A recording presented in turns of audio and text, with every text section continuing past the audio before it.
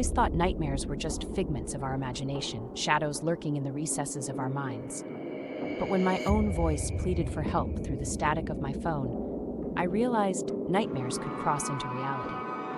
It was late, and I was alone, scrolling mindlessly through social media when the phone rang. My number flashed on the screen. Heart pounding, I answered, only to hear my voice, trembling and desperate, saying, "Help me. I'm trapped in a nightmare, and you're next." Confusion gripped me, but curiosity won. I traced the call, leading me to an old, abandoned amusement park on the outskirts of town, a relic of childhood that shut down years ago after a series of tragic accidents. The air was thick with decay and memories of laughter that had long since faded.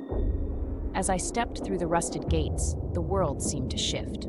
The chirping crickets went silent, replaced by distant echoes of a carousel tune. The voice on the phone became clearer, guiding me deeper into the labyrinth of forgotten rides. I found myself at the heart of the park, standing before the decrepit funhouse that had been sealed off after the last accident.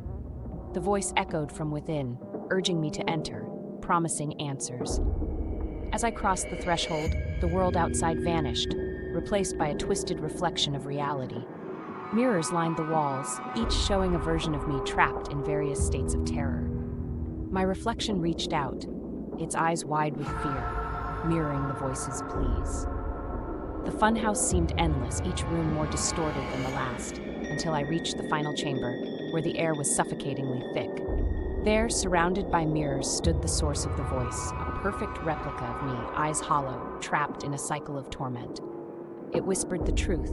We were bound together, two halves of a nightmare that fed on fear. As the mirrors closed in, I realized too late that the nightmare wasn't just a dream, and the price of my curiosity was becoming the next voice on the phone, calling out for the next unwary soul.